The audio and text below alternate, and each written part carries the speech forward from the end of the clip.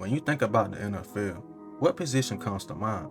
Let me guess. 50, the 10, he dives. Jackson has all day, looking deep for Hollywood Brown again. Covering him. Quick step. Luck recognizes and finds him. Quarterback. Because in today's game, it's all about the offense. Fans don't want to see a team run the ball 40 times a game. We want to see the ball in the air. And now, teams are passing more than ever. But football hasn't always looked like this. Throughout the history of the game, the NFL has constantly evolved. The two-point conversion was introduced in 1994. A touchdown was changed from 4 points to 5 in 1898, before eventually becoming 6. Grabbing an opponent's face mask was made illegal in 1956. And then, one rule changed football forever. The introduction of the forward pass in 1906. And when the forward pass was first introduced, it wasn't embraced. In fact, many coaches viewed it as a gimmick. Passing was risky, inaccurate, and often resulted in turnovers. For decades, the run game remained the foundation of football. Early on, quarterbacks were not expected to win games with their arms. They were game managers, asked to throw only when necessary. Offenses were built around power, field position, and defense. But as the game grew, so did the need for balance. In the 1940s and early 50s, Otto Graham began to show what was possible through the air. Graham led the league in passing 6 times. The most yards he had in a season was 2,816 yards, which came in 1952. Graham also led the Browns to 10 straight championship appearances and won 7 of them. In the early 1960s, Johnny Unitas took passing to another level. Before Unitas, most quarterbacks waited for receivers to come open. Unitas threw receivers open. He trusted timing and anticipation, delivering the ball before the defense could react. Unitas was one of the first quarterbacks to fully command the offense. He called plays at the line of scrimmage, read defenses pre-snap, and adjusted protections. This level of control was rare at the time and gave the Colts a major advantage. Mechanically, Unitas changed how the position was played. His compact throwing motion allowed him to release the ball quickly, even under pressure. In an era with limited pass protection, this skill was essential. Unitas also excelled in the vertical passing game. He consistently attacked defenses downfield, stretching coverage, and forcing opponents to defend every inch of the field. Passing was no longer just a safe alternative to running, it became a way to dominate games. Statistically, Unitas set the standard. He led the league in touchdown passes 4 times, and passing yards 3 times. He also became one of the first quarterbacks to throw for over 3,000 yards in a season.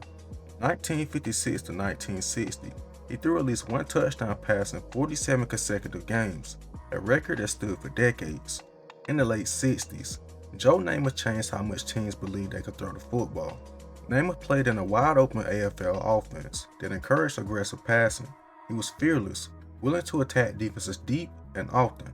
While interceptions were common, so were explosive plays. In 1967, Joe Namath became the first quarterback to throw for over 4,000 yards in a single season.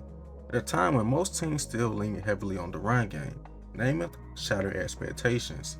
He proved that passing volume itself could be a weapon. He showed that an offense could revolve around a quarterback's arm. Together, Johnny Unitas and Joe Namath reshaped the league's mindset. Passing became more structured, more intentional, and more effective.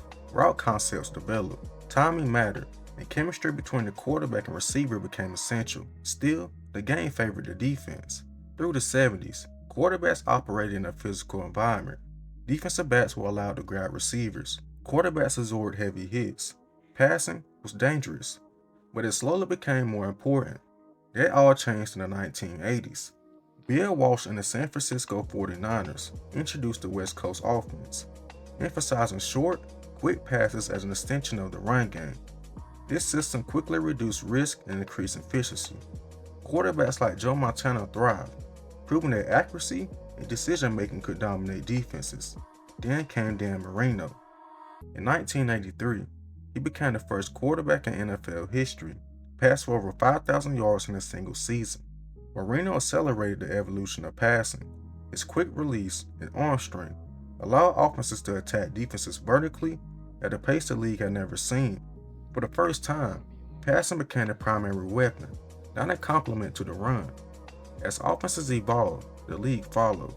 Rule changes in the 90s and early 2000s further opened the passing game. Illegal contact rules limited how defenders could disrupt receivers. quarterbacks received increased protection in the pocket, and the balance of power began to shift toward the offense. This era produced some of the greatest passing minds the league has ever seen, like Steve Young, Brett Favre, and Warren Moon. Peyton Manning redefined pre-snap reads and play calling. Tom Brady mastered timing, accuracy, and situational football.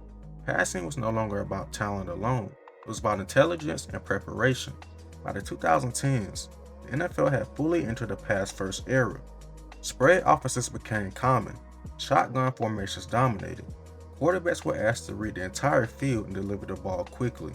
Players like Drew Brees, Aaron Rodgers, and Patrick Mahomes expanded the limits of what was considered possible at the position. Today, the forward pass defines the modern NFL. Play calling is designed to create space. The rules favor offense. Quarterbacks are not a centerpiece of every franchise. What began as a controversial experiment in 1906 has become the driving force behind the game. The evolution of passing didn't just change how football is played, it changed what football is.